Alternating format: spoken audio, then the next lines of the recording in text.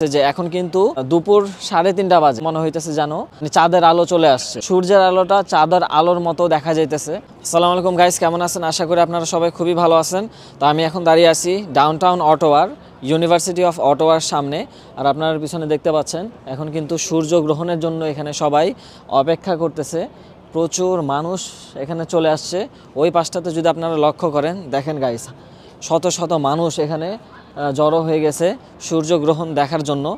এই জিনিসটা কিন্তু 100 ইয়ার্সে মানে শতাব্দীতে 100 বছরে একবার হয় এরকম সূর্যগ্রহণ। আর পরিবেশটা কিন্তু খুবই অন্যরকম।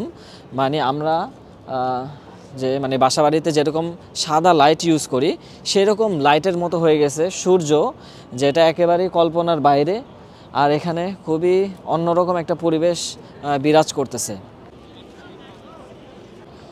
তো গাইস, এখানে কিন্তু মনে হইতেছে যে মানে চাঁদ উঠে গেছে।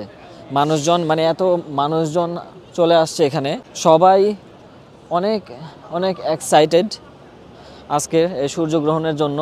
ওই পাশটাতে আপনারা দেখেন অনেক অনেক মানুষ চলে আসছে।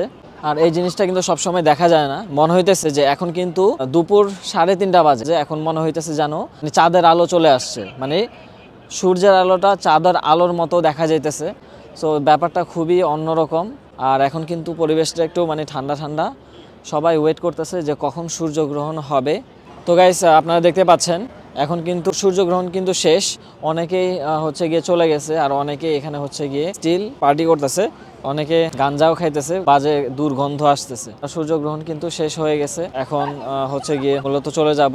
এটার জন্যই আসছিলাম, কারণ সূর্যগ্রহণ সবসময় দেখা যায় না। তো গাইস, কানাডিয়ানরা যে কত শৌখিন আপনারা এখানে দেখলে বুঝতে পারবেন।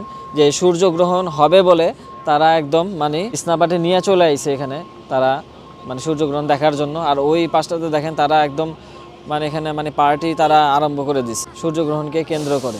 সো গাইস, সূর্যের আলো কিন্তু হলুদ, আর এই লাইটটা আপনারা দেখতে পাচ্ছেন এটা কিন্তু পুরাই সাদা।